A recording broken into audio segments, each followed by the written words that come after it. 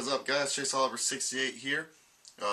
Monday Night Raw review, Power to the People review for this week's Monday Night Raw.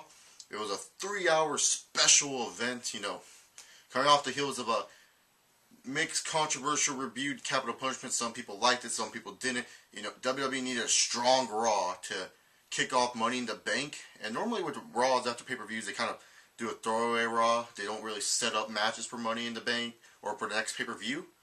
This Raw, they actually kind of did set up a couple matches, and I'll get into that as we kick off the show with CM Punk.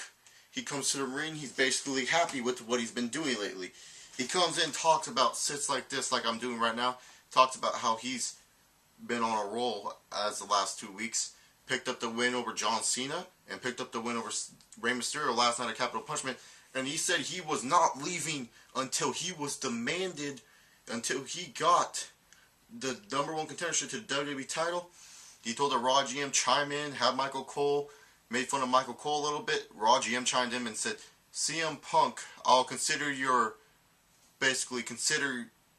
demand and process. And Punk's like, oh, no. You're not considering my demand. You're going to do it. And until then, I'm going to do Snow Angels.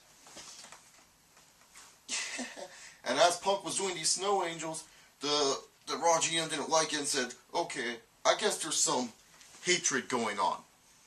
And so instead, I was going to be naming #1 contender later tonight, but instead you're going to have a match with Alberto Del Rio one-on-one, and Punk goes, oh, come on. You kidding me? I should be #1 contender. And then Raw GM chimes in again.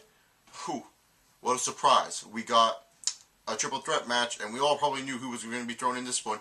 Booyaka, 619, Rey Mysterio. And that was about it. So that was the opening segment for Raw.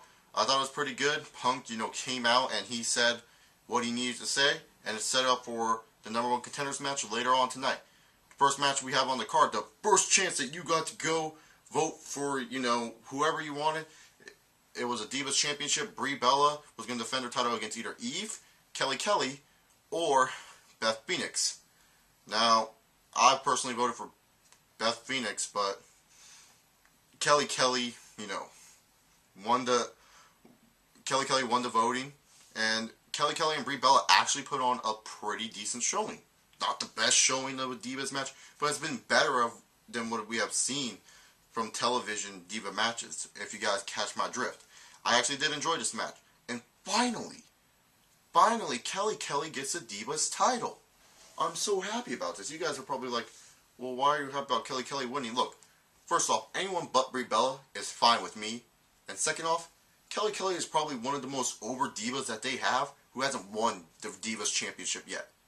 This is her first title. But Kelly, you can't do this. Thank you. Thank you for the people.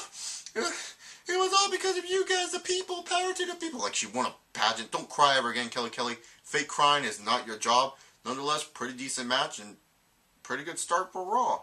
I'm not going to lie. Next up, we show a video package for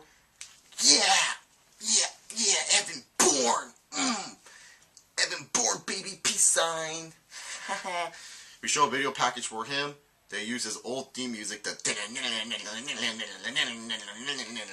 they just show a bunch of highlights from Evan Bourne. Pretty cool highlight tape. And we get to vote for Evan Bourne's opponent tonight. And now this is where I figured out this is not really Power to the People. That the show might get downgraded a little bit because of that, but I like the result that came in from it at the end.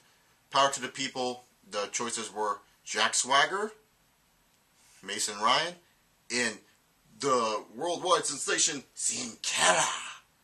And Sin Cara, basically, I thought he won the voting because I followed on Twitter the # Raw P2P, and most of the people were talking about Sin Cara, and I only saw one person say Jack Swagger. And then Mason Ryan gets 50% of the votes.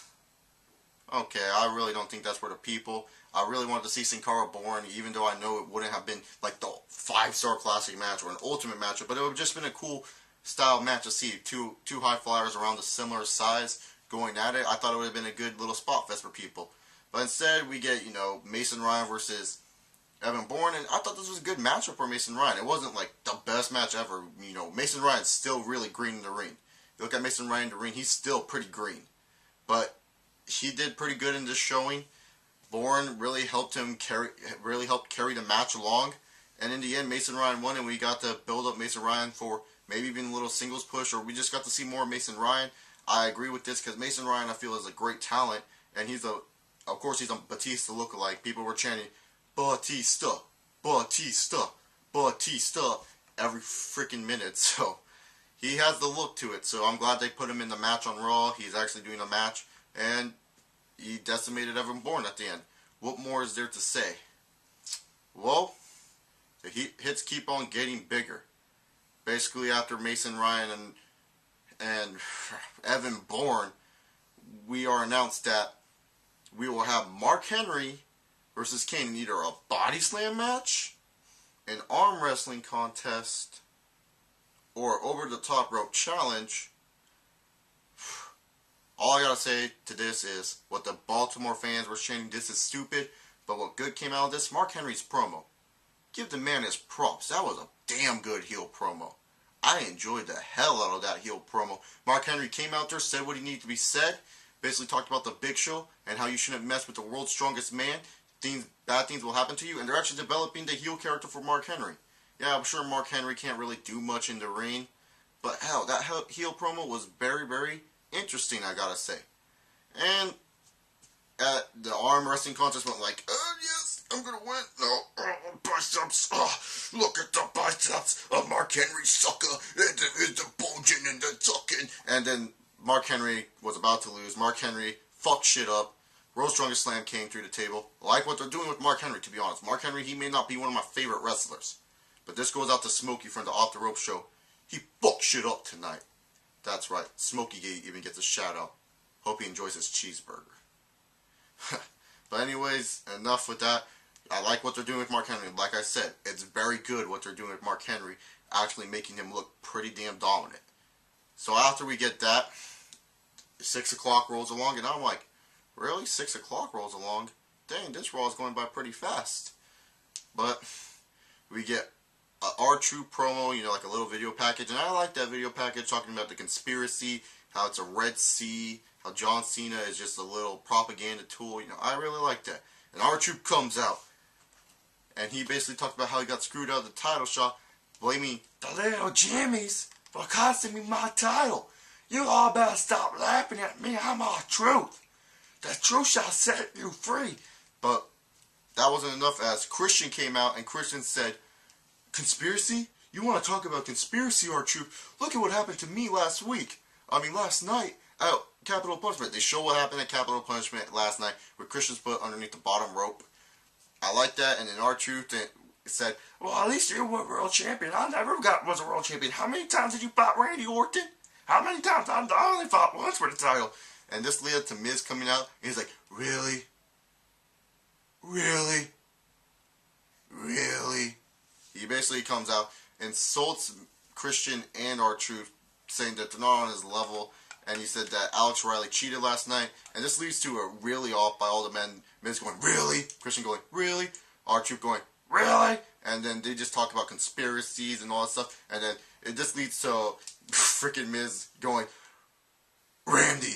And then Christian going, Riley, Randy, Riley, Randy, Riley, little Jimmy, Jimmy, Jimmy, Jimmy. I thought this promo was hilarious. Christian, R-Truth, and Miz kept me entertained throughout this promo. Definitely a promo of the night. I loved that promo. It was just hilarious to me. I don't know if it was a little kid inside of me, but I actually thought that was funny. They were entertaining me with what they were saying. And for some reason, Teddy Long, I guess he has power on Raw. He comes out and he goes, alright, holla holla player.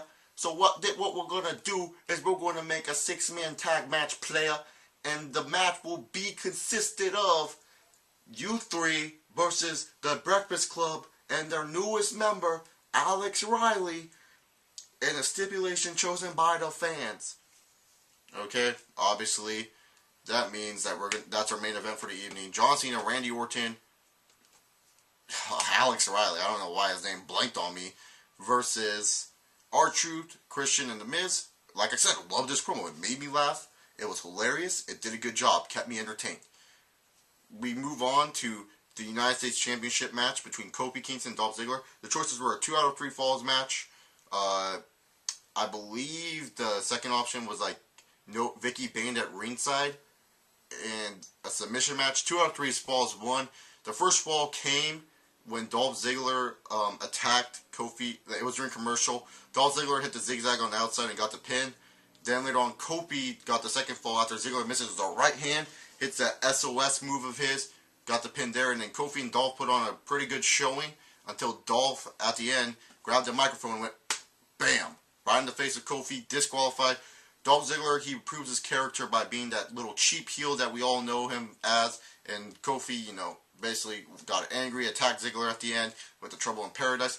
Not as good. Like, even though it was 2 out of 3 falls, I kind of was mad that we missed one of the falls, but it was a pretty good showing.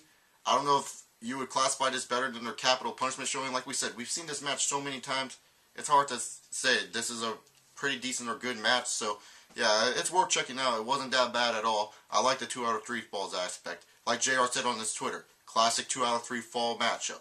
That's what I like to see. Then we move on to the Triple Threat #1 Contenders match. The choices for this match were either a Falls Count Anywhere match, a no DQ match, or submission match. Falls Count Anywhere won, and this match was actually really, really good. I enjoyed it. Punk, Mysterio, and Del Rio, they hit great spots, especially Tower of fucking Doom. I love the Tower of Doom. I always did, even though it gets a little cheap pop. It's always cool to watch the Tower of Doom. And they hit the Tower of Doom.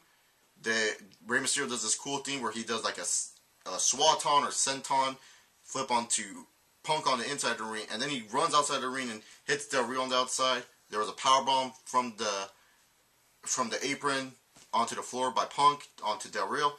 But the thing, my only gripe is, why make this a Falls Count Anywhere match when they don't even battle throughout the arena? That's something I really, really did not like. It wasn't something that I was a fan of. I was expecting like brawl throughout the arena. That would have been cool, brawl throughout the arena. But they kept the action inside the ring. I really liked it. I didn't see the point of making this Falls Count Anywhere. There was probably 1 or 2 falls counted on the outside, but nonetheless, very entertaining match. The ending comes with Rey Mysterio hitting the Booyaka Booyaka 619 right onto Del Rio. Looks like he's gonna win. Punk says, slides Mysterio. Mysterio hits the post, rolls onto the outside, holding his shoulder. Punk gets a win the pin, and he's the new #1 contender. And he basically announces that this is what he announces. I am the new #1 contender to the WWE Championship. And there was a promise that I was talking about earlier on, and that promise was, the truth is, my contract with the WWE is up on July 17th at Money in the Bank.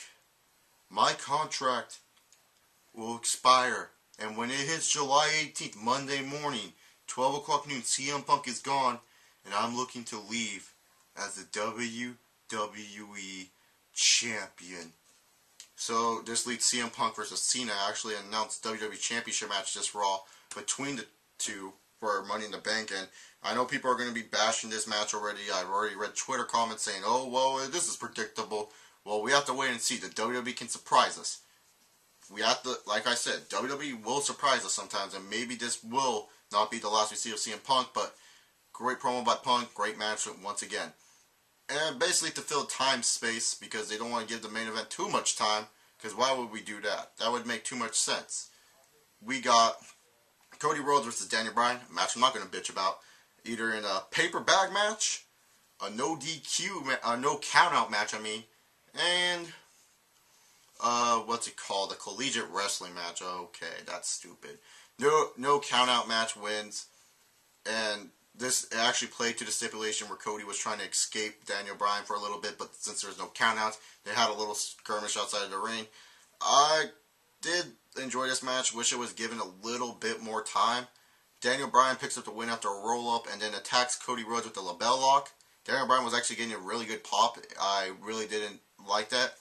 Ted DiBiase comes out, attacks Cody Rhodes. Botch.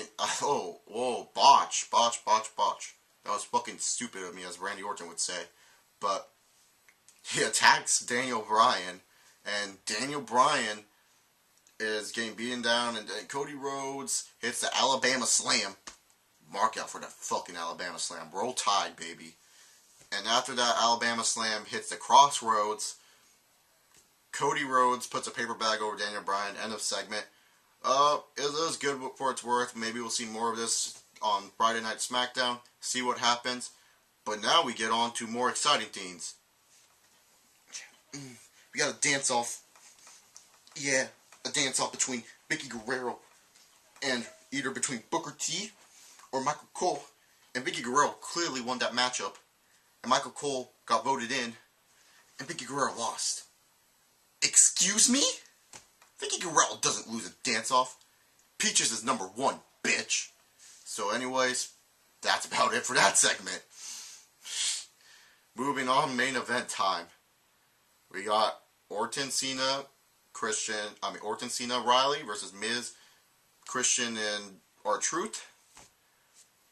The match stipulations were either a one fall to the finish, a 20-minute time limit match, or elimination style match. Elimination style match won, and Christian and R-Truth actually put on this match actually put on a good showing. A-Rai got eliminated first. I had no problem with how A-Rai got eliminated by the skull-crushing finale by The Miz.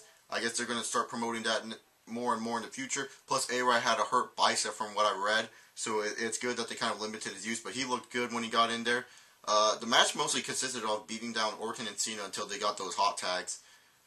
The next man eliminated was R-Truth. R-Truth, this was later in the match, R-Truth was about to hit the axe kick, scissors kick, whatever the hell you want to call it, kick onto Orton. Orton sidesteps, RKO out of nowhere. What else is new? Randy Orton gets a pin, and then Christian hits the spear out of nowhere, gets a pinfall on Randy Orton, and Christian's like, fuck yeah, I'm world champion, yeah. He's all celebrating. He thought it was the new thing. I thought he was going to do the little Orton shimmy when Orton won when he RKO'd Mark Henry, the little cheerleader split Orton shimmy, as I like to call it. But nope, John Cena decides, hey, I'm going to do this, go for the attitude adjustment. Christian's like, no. And I really thought Christian was going to win, but Randy Orton, he turns around, RKO, Cena STF. Game over. Super Friends win. The Breakfast Club wins. Yeah, I guess, but it was a solid tag match. I just felt like there was too much face beatdowns in this whole match. Not really too much action from the faces unless they were like hot tagged. That's about it, really. But nonetheless, it did its job. I like how Christian got the win over Orton, but I just didn't like how Orton, he's supposed to be eliminated. Why the hell is he still in the ring? I mean, WWE, yes, they've done that before in elimination matches, but I just wish he was out of the ring so we could have at least had a Christian and Cena finish. But then again, they were running low on time. Raw was running over its time limit.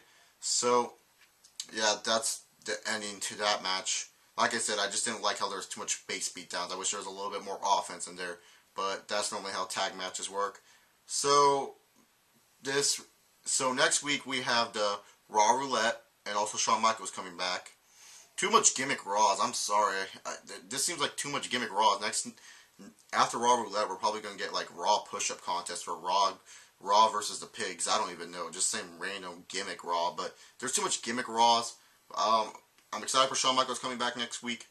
But other than that, this Raw was actually not that bad. The match quality was pretty good. I like how it built up to Money in the Bank. Much better than Capital Punishment. I'm glad they got this Raw strong enough. And I'm going to give it a B. The reason why it's a B, this would have easily been a B plus A- show, but the Power to the People thing, I'm sorry, I don't even think that was Power to the People.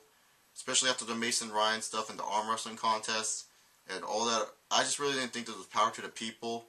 If the gimmick was dropped, I thought this could have been a very good B plus A- Raw. But it's a B just because of that Power to the People gimmick and mainly probably being bullshit. That's basically it for me. But yeah, that's my review on Monday Night Raw. Hope you guys enjoyed it. If you guys like this review, subscribe up above. Comment down on the comment section below. I would love to hear what you guys thought about Monday Night Raw. Like or dislike this video. And I know I haven't been saying this in my past videos, but add me on Skype, ChaseOliver68.